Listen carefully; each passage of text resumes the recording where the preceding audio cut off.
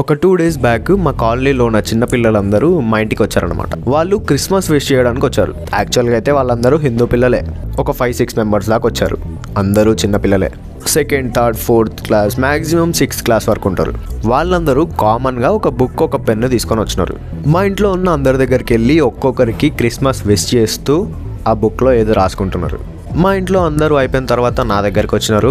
Same shake hand ఇచ్చినారు, happy Christmas చెప్పినారు. And ఆ పాప ఆ బుక్లో రాసుకుంటున్న చూసి నేను షాక్ అయినా. అదేంటంటే వాళ్ళందరూ యాక్చువల్గా వచ్చింది క్రిస్మస్ విష్ చేయడానికి కాదు. ఆ పాప ఆ బుక్లో కౌంట్ రాసుకుంటుంది. అండ్ నా కౌంట్ 10. ఆ 5th క్లాస్ చదువుతున్న పాపని అసలు ఏం చేస్తున్నావు అని అడిగితే నేను ఎంతమందికి క్రిస్మస్ విష్ చేశానో రాసుకుంటున్నా అని చెప్పింది. అసలు ఇట్లా చేయమని ఎవరు చెప్పినారు నీకు అని అంటే అప్పుడు ఆ పాప చెప్పింది విన్నాక నేను మళ్ళీ షాక్ అయినా. నేను యూట్యూబ్లో ఒక వీడియో చూశానన్న, దాంట్లో ఒక ఆంటీ ఈ గేమ్ గురించి చెప్పారు. సో ఈ గేమ్ ఏదో ఇంట్రెస్టింగ్ ఉందని చెప్పి ట్రై చేద్దామని చెప్పి మా ఫ్రెండ్స్ని కూడా అందరినీ తీసుకొచ్చాను అని చెప్పింది. అండ్ ఆ పాపలు ఇంటికి రావడం, క్రిస్మస్ విష్ చేయడం అండ్ కౌంట్ రాసుకోవడం, ఈ ప్యాటర్న్ ఎక్కడో విన్నట్టుందా? Yes, Christian conversion agenda. ఇప్పుడు ఈ వీడియోలో మనం మాట్లాడుకుంటున్నది చిన్నపిల్లల గురించి కాదు. ఈ చిన్నపిల్లల బ్రెయిన్ని వాష్ చేసే క్రిస్టియన్ మిషనరీస్ గురించి. ఈ క్రిస్టియన్ మిషనరీస్ ఇండియా మీద ఎంత ఫాస్ట్గా గ్రో అవుతున్నాయి. కొంతమంది దొంగ పాస్టర్స్ ఈ క్రిస్టియానిటీని అడ్డం పెట్టుకొని జనాలని ఇట్లా మోసం చేస్తున్నారు. అండ్ ఈ క్రిస్టియన్ కన్వర్షన్ అజెండా ఉన్న మిషనరీస్ అన్ని జనాలని టెర్రరిస్ట్ లాగా ఎలా మారుస్తున్నాయో ఒక ఫ్లోలో ఎక్స్ప్లెయిన్ చేసుకుంటూ వెళ్తా. This is VK, stay connected. 1961లో మన పాపులేషన్ 36 crores, 2011లో 120 crores అండ్ రీసెంట్ టైంలో 142 crores దగ్గర ఉంది. అకార్డింగ్ టు ప్యూ రీసెర్చ్ అప్పటికి ఇప్పటికి హిందువులు 30 crores నుంచి 96.6 crores వచ్చినారు. ముస్లిమ్స్ 3.5 crores నుంచి 17.2 crores వచ్చినారు. అండ్ క్రిస్టియన్స్ 80 lakhs నుంచి 2.8 crores వచ్చినారు. ప్రెసెంట్ మన ఇండియాలో 79.8% హిందూస్ ఉంటే 49.2% ముస్లిమ్స్ ఉన్నారు. అండ్ 2.24% క్రిస్టియన్స్ ఉంటే మిగతా వాళ్ళు సిక్, బౌద్ధ, జైన్ వాళ్ళు 2% కంటే తక్కువ ఉన్నారు. ఇక్కడ మీకు క్లియర్గా కనిపించేది ఏంటంటే అన్ని మతాలలోకి క్రిస్టియానిటీ అన్నది ఫాస్టెస్ట్ గ్రోయింగ్ మతంగా ఉంది, ఫాస్టెస్ట్ గ్రోయింగ్ బిజినెస్ లాగా. అండ్ దీంట్లో ఓవరాల్గా 2% మాత్రమే ప్యూర్ క్రిస్టియన్ బ్యాప్టిస్టులు ఉంటే 0.4% జనాలు కన్వర్టెడ్ క్రిస్టియన్స్ ఉన్నారు. అండ్ మాక్సిమం కన్వర్టెడ్ క్రిస్టియన్స్ అందరూ హిందూసే ఉన్నారు. అండ్ ఆ హిందూస్ మాక్సిమం సౌత్ ఇండియా నుంచే ఉన్నారు. చర్చ్ ఆఫ్ ఐలాండ్స్కి ఫాదర్ అయిన క్రిస్ హోడ్జెస్ ఏం చెప్తారంటే India is the best place for religion conversion. And ఇక్కడ మా మిషనరీస్ అన్ని 1 lakh people కంటే ఎక్కువ మందిని 1 weekలోనే కన్వర్ట్ చేయగలిగినామని చెప్తున్నారు. దో నరేంద్ర మోడీ అండ్ RSS లాంటి పెద్ద పెద్ద సంస్థలు ఉన్నా కూడా మేము ఈ మిషన్లో సక్సెస్ఫుల్ అయినామని చెప్తున్నాడు. ఇంత ఓపెన్గా ఇంత ఫాస్ట్గా క్రిస్టియన్ కన్వర్షన్స్ ఎందుకు జరుగుతున్నాయి? అసలు ఈ దొంగ పాస్టర్ల యొక్క అజెండా ఏంది? అండ్ జనాలు వీళ్ళకి అట్రాక్ట్ అయ్యి కన్వర్ట్ అవ్వడానికి రీజన్స్ ఏంటిది? ఫస్ట్ థింగ్, ఒకే రిలీజియన్లో డిఫరెంట్ కాస్ట్ ఉండడం. ఫర్ ఎగ్జాంపుల్ అందరూ హిందువులే అయినా మేము రెడ్డి, రాజు, కాపు అని కొట్టుకొని వస్తారు. అండ్ మిగతా వారిని మైనారిటీస్గా సైడ్ చేసి వాళ్ళని చిన్న చూపు చూడడం. మీరు అనుకోవచ్చు ఈ జనరేషన్ ఏంది, ఈ క్యాస్ట్ గురించి చెప్పేది ఏంది, ఇంకా క్యాస్ట్ ఫీలింగ్ ఎవడుకుందరా బాబు, ఇంటర్ క్యాస్ట్ మ్యారేజ్ జరుగుతున్న జనరేషన్కి వచ్చి వీడు ఇంకా క్యాస్ట్ ఫీలింగ్, క్యాస్ట్ పిచ్ జనాలలో ఉందని చెప్తున్నాడు అని అనుకోవచ్చు. కానీ ఆగండి, ఈ క్యాస్ట్ ఫీలింగ్ ఏం లేదు అని జనాలు డిల్యూజన్లో ఉన్నారు అంతే. ఇంటర్ క్యాస్ట్ మ్యారేజెస్ చేసుకోగానే క్యాస్ట్ ఫీలింగ్ అన్నది వెళ్ళిపోతుంది అన్నది డిల్యూజన్ మాత్రమే. వాళ్ళు ఒక పర్సన్ని లవ్ చేసి పెళ్లి చేసుకుంటారు, అప్పుడు కనిపించదు క్యాస్ట్. ఎప్పుడు కనిపిస్తుంది అంటే ఫర్ ఎగ్జాంపుల్ అదే పెళ్ళి తీసుకోండి, ఆ పెళ్ళిలో వివిధ రకాలైన క్యాస్ట్స్ అన్నీ వచ్చి పనిచేస్తాయి. ఆ వివిధ రకాలైన క్యాస్ట్స్ అన్నిటితోని మీ పేరెంట్స్ బిహేవియర్ ఎట్లా ఉందో గమనించండి. అండ్ అదే పేరెంట్స్ బిహేవియర్ చిన్నపిల్లలు అంటే మీరు ఆ క్యాస్ట్తోని మా పేరెంట్స్ ఇట్లా బిహేవ్ చేస్తున్నారు, సో మనం కూడా అట్లనే బిహేవ్ చేయాలని మెంటల్గా మీరు ఫిక్స్ అయిపోతారు. ఈ క్యాస్ట్ సిస్టమ్ అన్నది మన జీన్స్లో రూటెడ్ అయిపోయింది.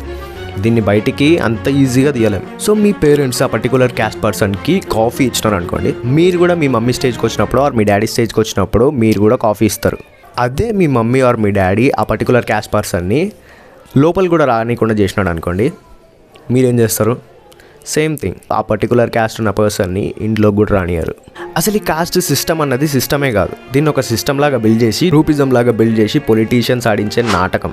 నీ క్యాస్టోడికి మాత్రమే నువ్వు వాటర్ ఇవ్వడం వల్ల, నీ క్యాస్టోడికి మాత్రమే నువ్వు ఫుడ్ పెట్టడం వల్ల, నీ క్యాస్టోడికి మాత్రమే నువ్వు హెల్ప్ చేయడం వల్ల నువ్వెంత బెనిఫిట్ అవుతావో తెలియదు, కానీ పొలిటీషియన్స్ అయితే బాగా అవుతారు. అసలు ఈ కాస్ట్ సిస్టమ్ అన్నది సిస్టమే కాదు. ఒక్కొక్కరు ఒక్కొక్క పని చేసుకుంటున్నారు, ఆ ఒక్కొక్క పనికి ఒక్కొక్క పేరు పెట్టినారు, ఆ ఒక్కొక్క పని పేరే కాస్ట్గా మార్చేసినారు. ఇప్పుడు ఒకవేళ దీన్ని మిస్అండర్స్టూడ్ చేసుకోకుండా అట్లనే క్యారీ ఫార్వర్డ్ చేసుకొని ఇప్పుడున్న మోడర్న్ వరల్డ్కి అప్లై చేస్తే మాత్రం కాలర్స్ ఎవరైతే వేద పఠన చేస్తారో వాళ్ళని బ్రాహ్మణ్స్ అంటారు. అండ్ ఒక ఎకనామీ నించోడానికి పిల్లర్స్ అయిన ఎంప్లాయీస్ని శూద్రులు అంటారు. అంటే according to this software employees అందరూ శూద్రులే. అండ్ వీళ్ళ పైన క్యాస్ట్ అవన్నీ ఉంటాయి. ఈ క్యాస్ట్ సిస్టమ్ గురించి అంతా మాట్లాడుకోవడానికి సపరేట్ వీడియోనే చేయొచ్చు. ఆ వీడియో మీకు ఏమైనా కావాలంటే కింద కామెంట్ సెక్షన్లో కామెంట్ చేయండి, దీని గురించి మాట్లాడుకుందాం. ఇప్పుడు మళ్ళీ రీజన్స్ టు కన్వర్ట్ దగ్గరికి వద్దాము. ఈ క్యాస్ట్ సిస్టమ్ అన్నది ఒక రీజన్. అండ్ సెకండ్ థింగ్, అన్ఫార్చునేట్గా మీరు ఎప్పుడన్నా హాస్పిటల్కి వెళ్ళినప్పుడు first of all me mind ఎట్లుంటుంది? చాలా వీక్గా ఉంటుంది. ఆ వీక్గా ఉన్న మైండ్కి ఆ డాక్టర్ ఏం చెప్తాడా అన్నది మాత్రమే కాన్సన్ట్రేషన్ ఉంటుంది. ఆ డాక్టర్ ఎస్ చెప్తాడా, నో చెప్తాడా, రెడ్ చెప్తాడా, గ్రీన్ చెప్తాడా అన్నది మాత్రమే ఉంటుంది.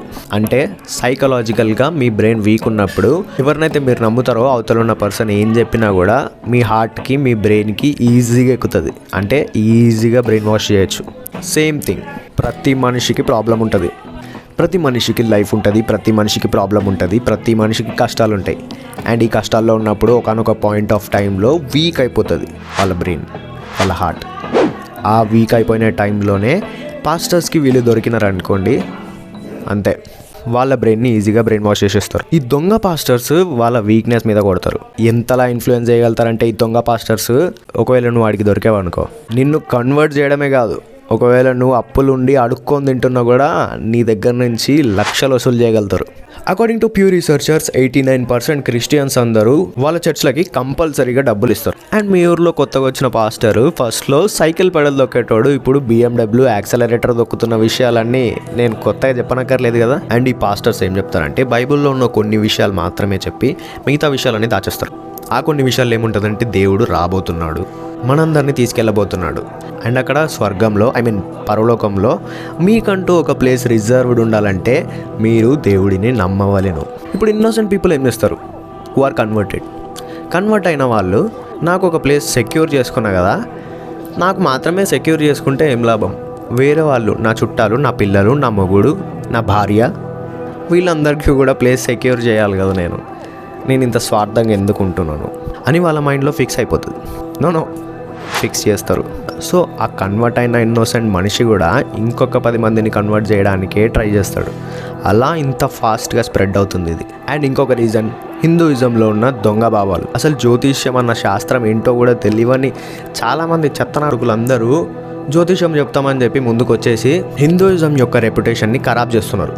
ఆల్మోస్ట్ ఆల్ ఆయన జీవితంలో ఆయన హైప్స్ అయిపోయినాయి. సో ఇప్పుడు ప్రభాస్తోని సినిమాలు తీసే ప్రొడ్యూసర్లు అందరూ కూడా జాతకాలు చూయించుకోవాల్సిందే. టీఆర్ఎస్ పార్టీకి బలమైనటువంటి అనుకూలం, గ్రహ యొక్క అనుగ్రహం, దైవానుగ్రహం అన్నది స్పష్టంగా కనపడుతుంది.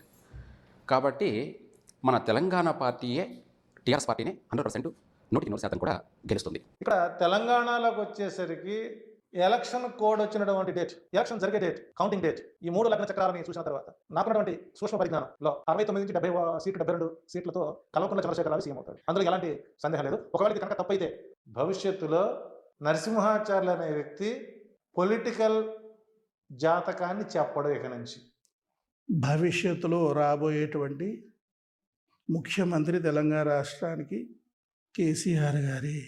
ఇప్పుడు ఈ 2023 ఎలక్షన్లో గనక చూసుకుంటే ఇప్పుడు అధికారంలోకి మళ్ళీ బీఆర్ఎస్ పార్టీ వచ్చే అవకాశము 100% కనిపిస్తుంది. దీంట్లో ఎలాంటి సందేహం లేదు. కాకపోతే ఇప్పుడున్నటువంటి ప్రస్తుత పరిస్థితుల కాలంలో సీట్లు కొన్ని తగ్గేటటువంటి అవకాశాలు మాత్రమే కనిపిస్తున్నాయి. ఇతర పార్టీల్లో ఉన్నటువంటి వారి యొక్క జాతక పరిశీలన, కేసీఆర్ గారి జాతక పరిశీలన చేస్తే మాత్రం కేసీఆర్ గారిదే ఖచ్చితంగా భిన్నంగా ఉన్నటువంటి స్థితులు. ఇప్పటికీ కూడా కొంతమంది మీరు ఖచ్చితంగా హ్యాట్రిక్ కొడతారు అని అన్నారు. అది ఖచ్చితమైనటువంటి విషయమేనండి.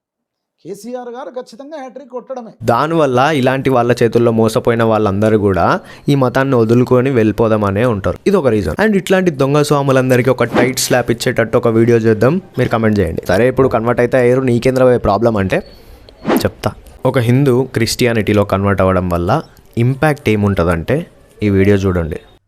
వెళ్ళడమే ఇంకా విగ్రహాల గురించి మాట్లాడేస్తాడు. ఇలా మందిరం ఉంది మనకి, విగ్రహాల ముందు సాగిలపడకూడదు, ఇవన్నీ మట్టి విగ్రహాలు, అంతా బూటకము, సైతాన్లు అని చెప్పేస్తాడు. అదే రోజు చెప్పేస్తాడు స్టార్టింగ్. ఇలానే నేను 9th క్లాస్లో ఉన్నప్పుడు నార్మల్గా పొలంలోకి వెళ్తుంటాం కదా, పక్కన మైసమ్మ అని చిన్న చెట్టు కింద విగ్రహం ఉంది. అయితే ఇలా చెప్పింది బాగా ఇన్ఫ్లుయెన్స్ అయిపోయింది మైండ్కి.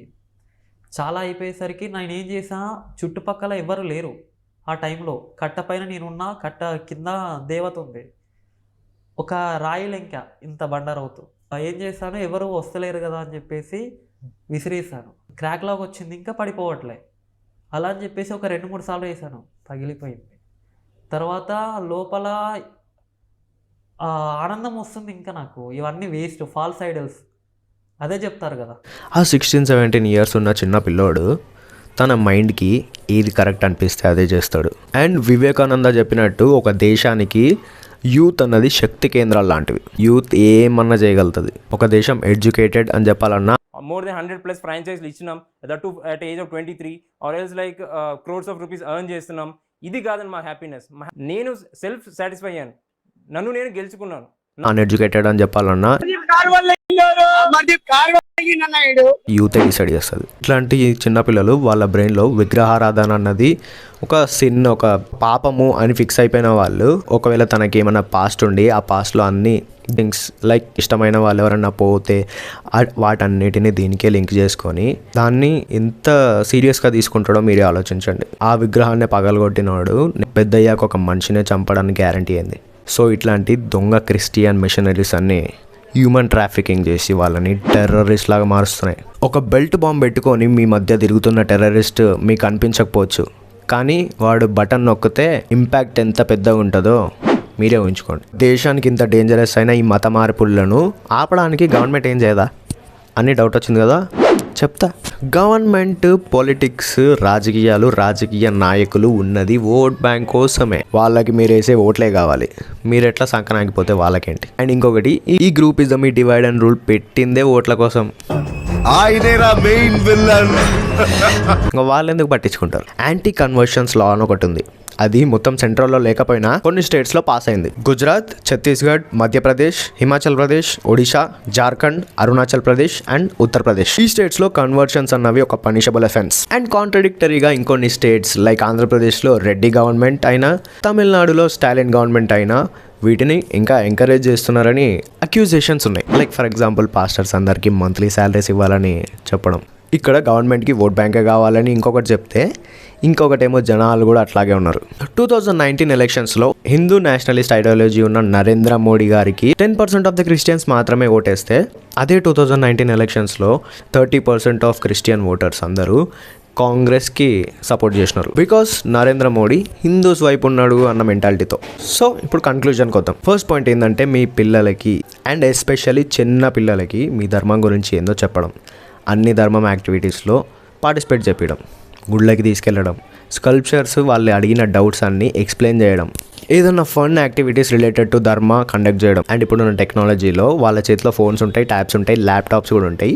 వాళ్ళు ఏం చేస్తున్నారు, ఏం చూస్తున్నారు అన్నది చాలా ఇంపార్టెంట్. ఒకవేళ మీరు ఏం చేయకపోతే ఇదే దేశానికి చాలా పెద్ద థ్రెట్ అవుతుంది. ఒకవేళ మీరు నిజం క్రిస్టియన్ అయితే ఏ పాస్టర్ దగ్గరికి వెళ్ళి డబ్బులు కట్టరు. మీకు వెళ్ళాలనిపిస్తే చర్చ్కి వెళ్తారు. If you believe he's in you, he's in me, he's everywhere. మీరు ఎక్కడుండి కూడా ప్రార్థన చేసుకున్నా కూడా దేవుడు మీ దగ్గరనే ఉంటాడు. So this is today's video. ఈ వీడియోలో ఏమైనా తప్పులు మాట్లాడుంటే please feel free to correct me the comment section. This is VK. By.